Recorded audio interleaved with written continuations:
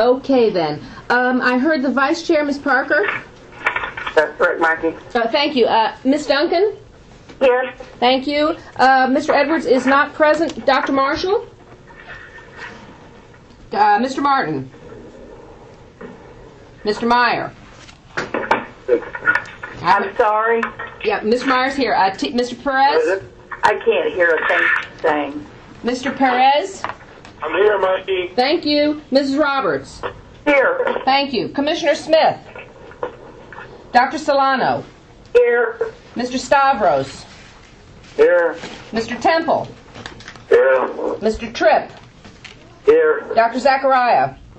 Yes, here. And do you want me to identify the presidents? Is President Machen on the line?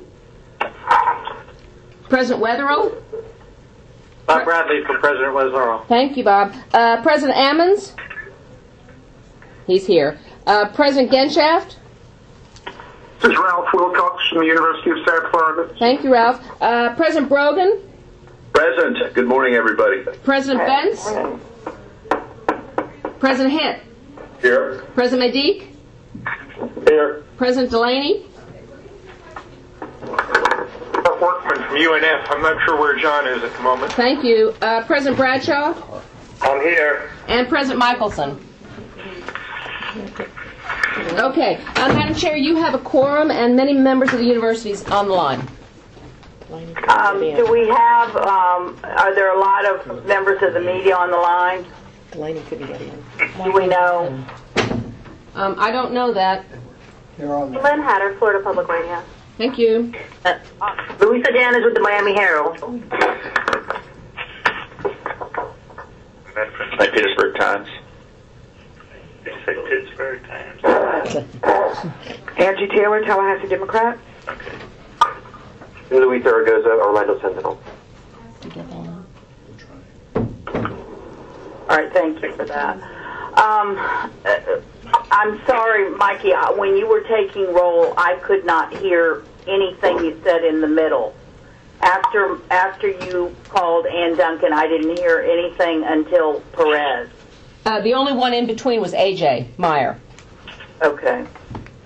Is President Delaney now on the line? Yes, I'm on now. Thank you. Okay. Madam. All right, now I hear those phones going. We need to block that out. We've had it before, and we can't hear. Okay. Thank you all on short notice for participating in this meeting. We wanted to bring the Board of Governors up to date on exactly what's going on. Generally speaking, as you've been kept aware, our legislative priorities have been going pretty well, and the only place that we are the place that we find ourselves today is in the budget process. This is not uncommon, what we're going through now. We're right at the end of the session. The negotiations are hot and heavy. We've got some peculiar circumstances this year.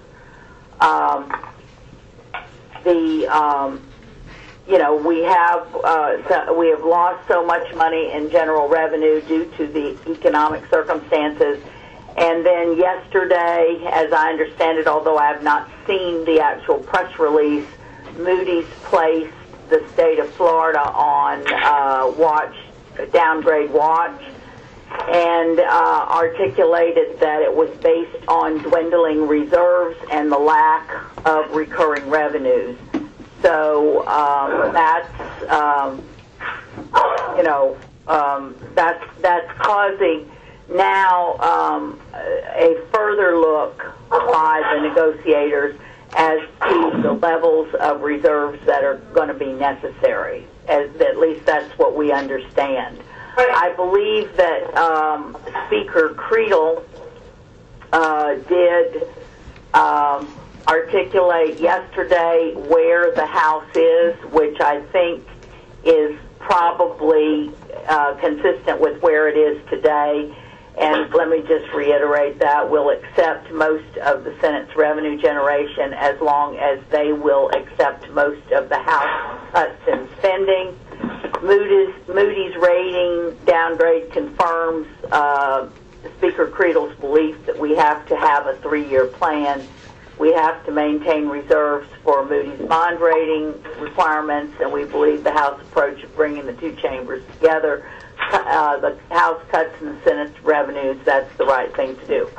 So from what we understand, the original desire on the part of the House, and please correct me, anybody, their original budget contemplated a reserve of about $1.5 billion. Is that correct? I think so. Okay. And they are now looking to bolster that by about $1 billion. So that would take a large part of any of these enhanced revenue. So where we find ourselves, the best we can tell, is that the difference between the two budgets for the state university system is approximately $400 million. Is that right, folks? I always want to keep checking. And we're talking here about general revenue. What's making that difference. Is that correct? Well, it's the total package. The GR portion is bigger, but they replaced some of it with the stimulus money and some with the new tuition money. So we're still looking at, we think, at least a $300 million, probably a $400 million gap. Yeah, and I think the point I was trying to make is that the bulk of that is in the general revenue that Correct. is allocated. And so, in other words, in the Senate version, a number of the new revenues that go into the general revenue pot are allocated to the state university system. Is that correct, folks? Plus, they have the gambling money in it. Yes, it also has. Yes. Okay, so that's kind of where we are. Before we. Let me just also say this for our board's benefit. The 10 of the 11 presidents were here yesterday. Frank Brogan was unable to come because he was giving a eulogy at a funeral that he could not miss, and they had a press conference. And I think we're very effective in expressing the concerns that we all have about the disparity between the two numbers. I mean, we really would like to see movement towards the Senate numbers in order to prevent very drastic or material impacts to the university system. And, you know, each of the four who spoke, which were Presidents Machen, Hitt, Ammons, who else? Medique. Yes, each of them were able to articulate system-wide the impacts and the concerns, as well as those effects on their own institutions. So I think one of the most interesting points that was made, and one that people don't just obviously think about, is that if you do have to eliminate programs and then want to start them back, you can tear them down very quickly, but it takes many, many, many years to build them back up, and that is, that's why these decisions are very, very difficult when you have to make them, because there's, all the programs that would be looked at are things that have existed for a long time. But their message was very effective. We did have an opportunity to meet with the governor, and the governor was very supportive and understands, I think, the needs of our system, and is supportive of how of trying to find ways to fund us at levels closer to the Senate numbers. So I think that's a fair description of where we are. President Delaney, would you like to either correct me or add to that? No, I think you hit it. I think you hit it right on. And the next part, of course, would be one of the reasons that we wanted to talk with the board members is that this is a very important time to weigh in with the leadership of the House and Senate to back up J.D. Alexander and Jeff Atwater.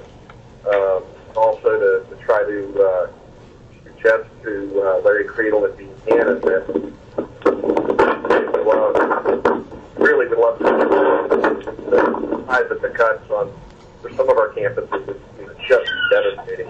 The need illustrated that if you cut every branch campus in the state, it still wasn't enough to meet these numbers.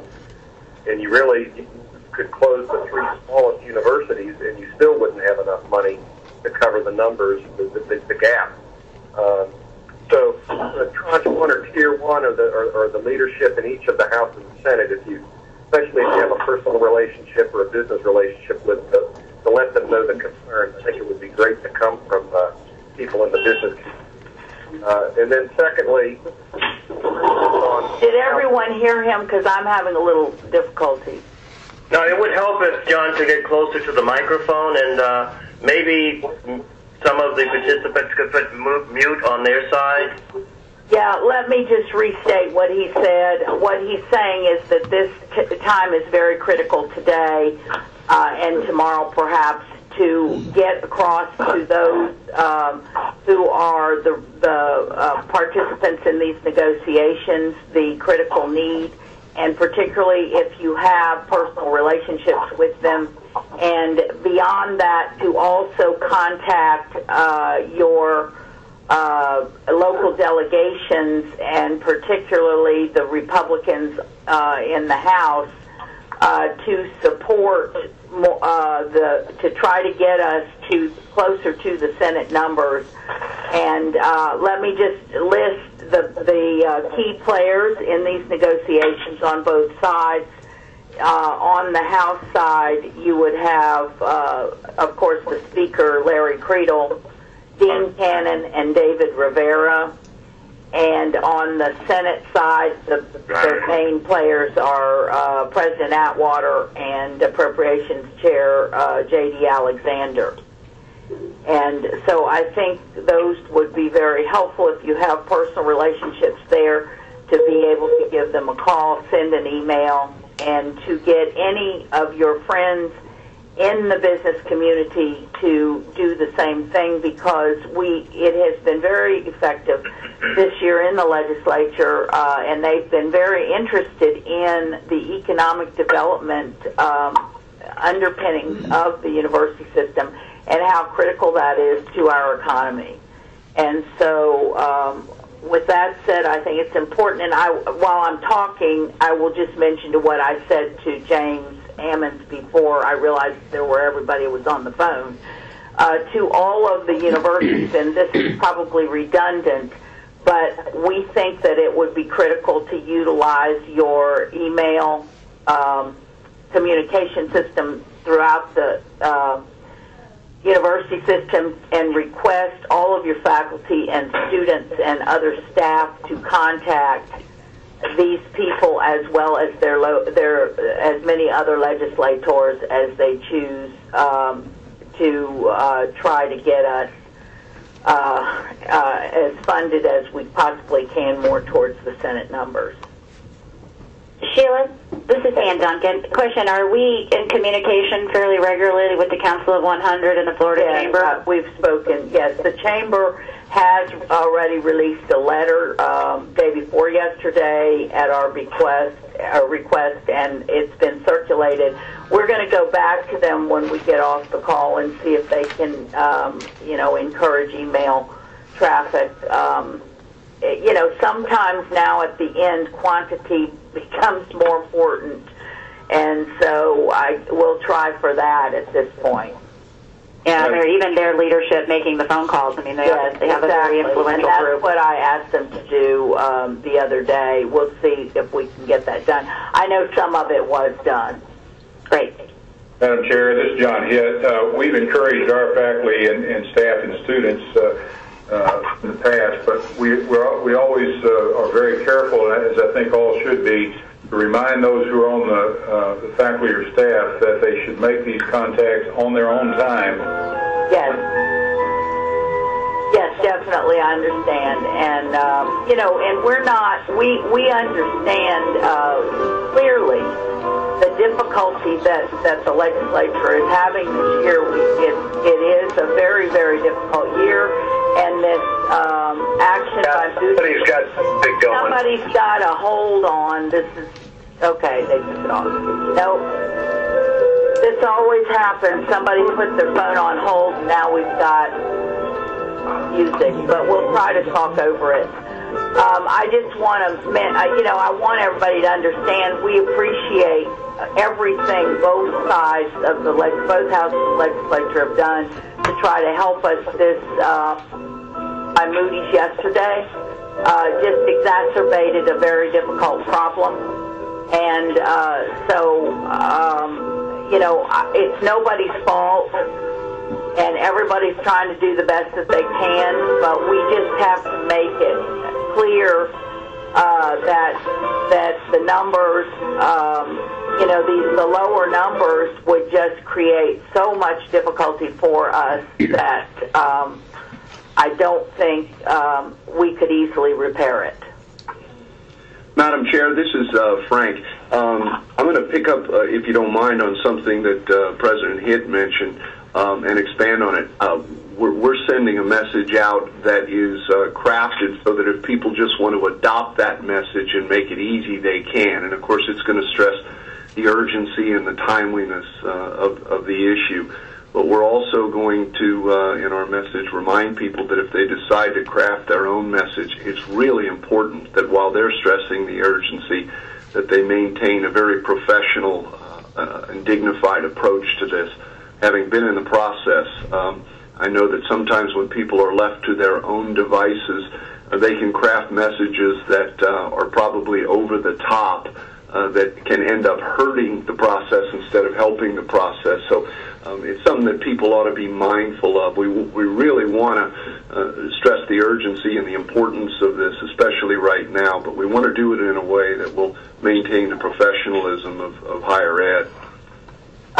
No question about it, and we don't want any kind of message that says that, it's somebody's fault, because it isn't. It's just circumstances we find ourselves in a very difficult economy that, Florida is unfortunately being hit with. So with that said, I'd like to ask the board members, is everybody that's on the phone able to start making a few phone calls today and sending some emails? Yes. Yeah. And can you encourage others that you know to do the same? Yes. Yes. All right. Does anybody have any questions?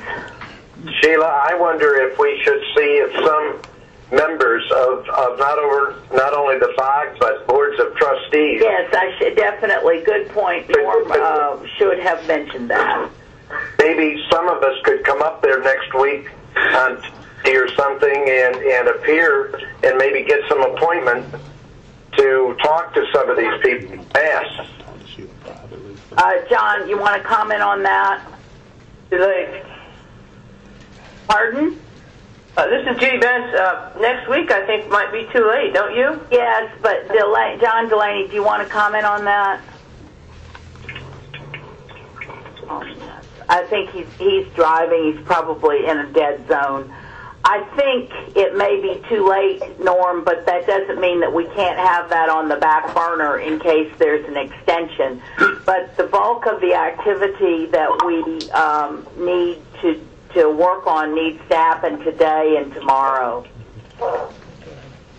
Sheila, I just want to say one thing, that when you're contacting, and all of us I know will be very active, these are all men, great citizens, trying to do the right thing. They're in a very difficult situation for all the reasons that we know. So we want to make certain that our email reflects the seriousness of the issue, but our respect for them individually, even though we may not agree with their. I hope I was trying to say that. You did.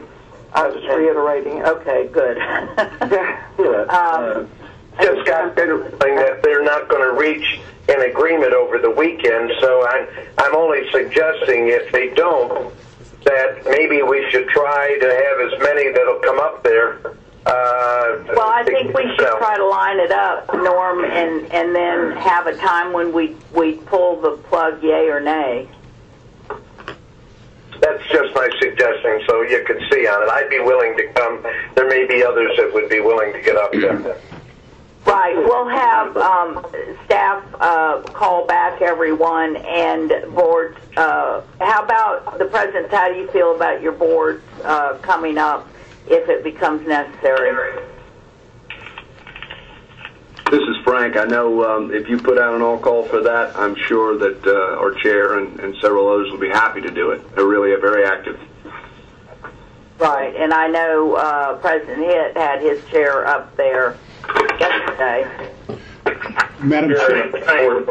Mute, Sheila. We could have our board members and you have a lot already have some of our leadership on the board who live here in Tallahassee and have been engaged.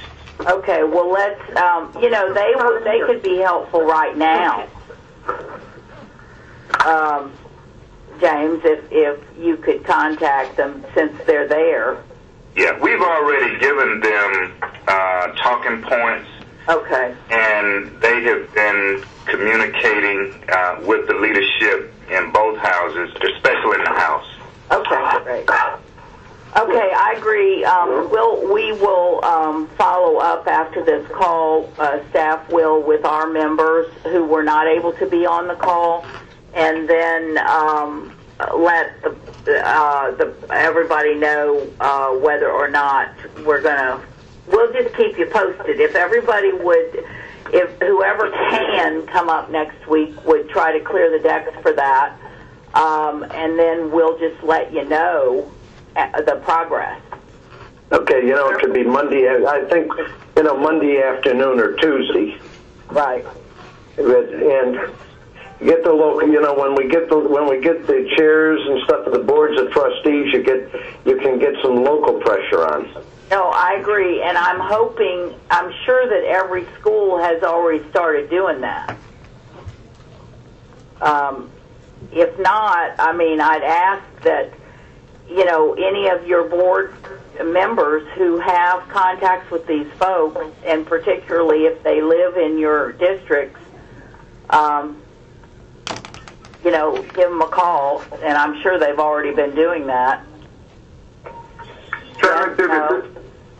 This is Ralph Wilcox. I wonder if there's value in the student voice at this stage. Absolutely. That's what we were asking, yes. Absolutely. Absolutely. That's why we're hoping y'all can use your email system to go out to the students, faculty, and staff and ask them to move to communicate. Madam Chair. Hello? Yes.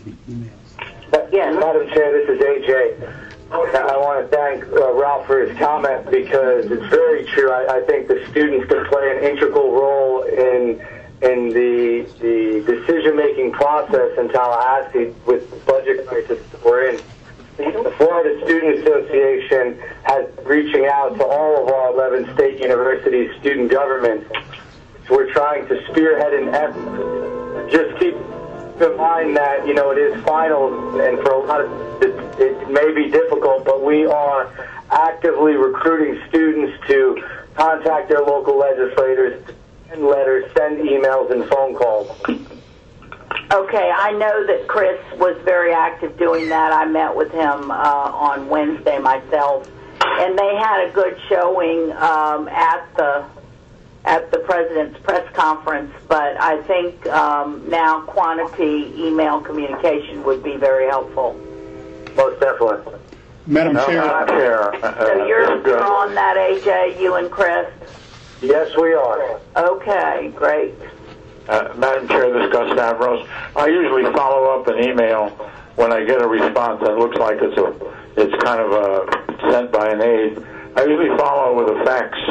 It does get to the person involved that we want to hear our comments. Okay, that's a good point. Madam Chair, this is Rick Maxey. Chris Kinsley has information on the Moody's placement of the state on the watch list, if you'd like to have that. Yeah, I mean, is it something that we need to go into on the call, or is it just something I should read? I would certainly be glad to send it out to read. I would like just to confirm what you had said earlier, and I think in the interest of the trying to speak to the legislature on what the concerns are in the report, I could cover it in just a minute. Go ahead. Okay. Please. Here's what Moody's says could change the rating up, which would be favorable. Restoration of a high level of reserves, adherence to structural budget balance while also absorbing spending pressures, adoption of a budget with less dependence on non-recurring solutions coupled with a plan to restore reserves over the midterm. Here's what could make it go down. Further deterioration in the state's economic condition that exerts additional downward pressure on revenue performance and reserve levels. Further erosion in the employment base that continues to exceed the national average. Increased reliance on one-time solutions to balance the budget. Finally, a lack of a reasonable plan to restore reserves. So those are the factors that Moody's considering and possibly in the future changing Florida's current AA1 bond rating. So that confirms what I said earlier. Madam Chair, I think the operative question here is, let's assume we go from AA1 to, let's say, A1. What is the impact on the state? Well, I think that's what the legislature and the CFO need to be understanding, and we're not in a position to do that. I mean, it does mean less credit availability and liquidity under normal circumstances, and I think all that's tight now. It might mean, bond coupons changing and that sort of thing. Yeah, my point is, Madam Chair, let's assume that it is a quarter point, just for argument's sake, increase, in our bond coupon rate. You have to weigh, it's not like, of course, we must maintain the rating. I think you have to look at one side, the impact on the state and the state university system, and the other side, a possible minor uptick, in our rating. Yeah, I've had these discussions myself many times. Hello? Yes. Yes, who's saying hello? I wonder if everybody got cut off. I don't know. Hello? No, I cut off. I'm here. Still here. Strip, I'm still here. I'm still here. Okay. Hello, this is Marshall. Can you hear me? Yes? Yeah, I think Mitch, as a part of his budget reduction, didn't pay his phone bill. Things are tough down here. Well, did everybody hear Mitch or not? We did. We did. Can you hear us? Hello? That's Dr. Marshall. Barely hear you. Very, very weak. I've been having problems with the telephone from the beginning of the call. And I have heard most of what you said, but I've tried several times to get in, and you heard me not at all. Okay. I'm sorry about that. What would you like to say now? Bravo. Keep doing it. I guess the one question I was going to raise, since it's the weekend coming up, I assume we would make some of these calls to the homes of representatives. True? Oh. Janet, Rick, help us out. Are they staying or leaving? Probably the negotiators will spend some time in Tallahassee. I expect everybody to, I would say most people will stay around because you don't know whether a breakthrough will occur over the weekend. I think the issue, is wherever we we can get them, we've got about 36 hours. Yeah, I think that's right. So I would try, if we're emailing, I would try both places, and if you call one place and don't get them, try the other. Okay, and as far as the Tallahassee, it seems to me it almost has to be done before Tuesday. Oh, yeah, it sounds like it, but again, you know, it looks like they might, I mean, I don't know if they're at an impasse or not. Hopefully not. That has not been announced. So I think we need to just, as soon as we get off this call, just hit the ground running.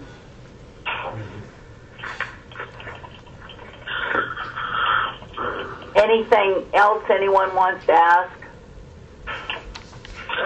Any other observations or advice? Pray. I think that's a good idea too. Okay, well then, if there is nothing, I thank everybody for participating on short notice, and I appreciate all your efforts, and we'll just keep plugging along. Thank you. Okay, and I will call back, Rick, to you in a minute. Yes, ma'am. Okay. All right. Bye-bye. Have a good weekend. Thank you. Bye-bye.